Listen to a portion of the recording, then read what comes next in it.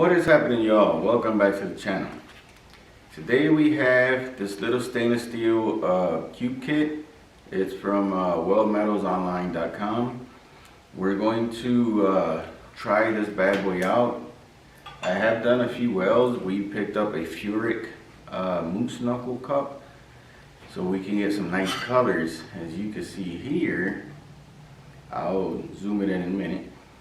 Now we have enough argon coverage, so once we do the welds, it has enough argon to give it the colors to cool off once it starts cooling off.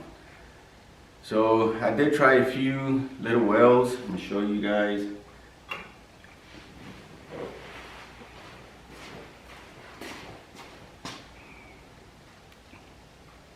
So as you can see, we did get a few different colors. So we are going to definitely try out this little cube kit. It's already supposedly been cleaned and ready to TIG weld, but we're going to go ahead and clean it as well with some acetone and get it ready.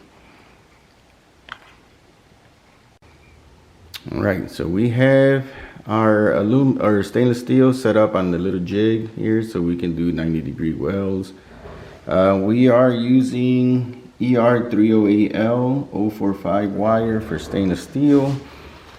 The machine is set up at right around, I guess, 30 amps.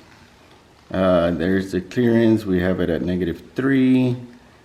Pre-flow 4 seconds and post-flow at 6 seconds. And we have our argon set up at about 30 CFH. So once you hit the pedal, it goes down to about 25, which is perfect in the range, 25 to 35. So we're keeping it in the 25 range. And as you see, we have our Furick moose knuckle cup on our CK Worldwide torch.